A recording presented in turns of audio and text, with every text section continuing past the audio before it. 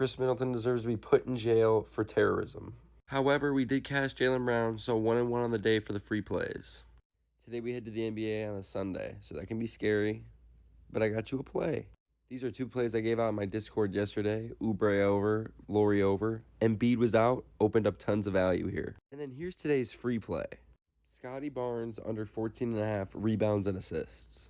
It pains me to fade the GOAT. I love the guy. Awesome player. But after acquiring Emmanuel Quickley and RJ Barrett, this line is just too high. All right, face came up. I'm going to wake a little bit more. This play is great. Let's get into the numbers. The average is just over this number on the season, but guess what you can do with the season before the last couple games? Throw away the data, a completely different Raptors team. 3 games of this new Raptors roster, but we keep bringing it up. The first game, Barrett had 5 fouls, Quickly had 4 fouls, foul trouble all game. Second game against the Grizzlies, Pascal Siakam had foul trouble. Last game, Jakob Poeltl had foul trouble. I think the last 2 games are more indicative of what the usage will be this season for the rest of the year. Scotty Barnes has played 74 minutes in the last 2 games. But he's always sharing the floor with either Dennis Schroeder or Emmanuel Quickley. Scotty Barnes was only on the floor without Quickley for 18 minutes of the 74, and he actually spent more time, 21 minutes, with both Dennis and IQ on the floor. This limits the playmaking duties. Poeltl's also now playing massive minutes. Scotty Barnes averages 0.9 less rebounds per 36 with Jakob Poeltl on the floor. Scotty's overall usage is also down.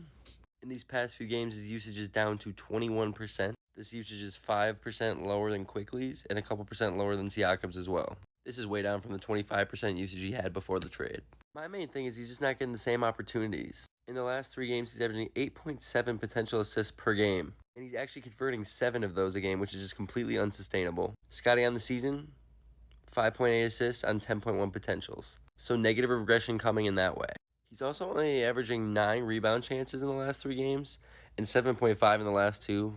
This is obviously due to sharing the floor with better rebounders, but also his defensive positioning. Scotty Barnes has been taking on the lead guard defense. He's guarded Fox, Mitchell, and Morant in the last 3 games. So he's the guy playing up. He's the guy with the point of attack defense. Quickly's taking the guys like Bane as the secondary guards. Scotty won't be near the basket nearly as much when he's guarding these primary guys. Once again, bad for rebounding. We go to the matchup for rebounds and assists.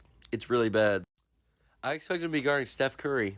This is probably the guy who stretches the floor the most in the entire NBA, so this is probably the furthest Scotty could be from getting rebounds. Scotty's averaging 5.83 assists per game. Now, do most of those come from threes or at the rim? He gets 3 over half just at the rim. Who allows the least amount of field goals at the rim?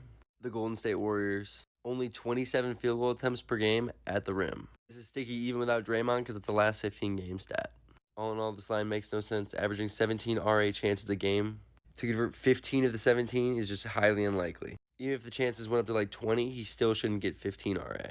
All in all, this is probably a spot that Scotty could even look to score due to the poor perimeter guard defense they have and the size advantage he'll have on the guards. As always, this video is sponsored by DG Fantasy, the owners of the correlation tool, and they compare sportsbooks odds to DFS apps. I use this tool to send out my free plays, to send out my premium plays, all of that. Link in the description.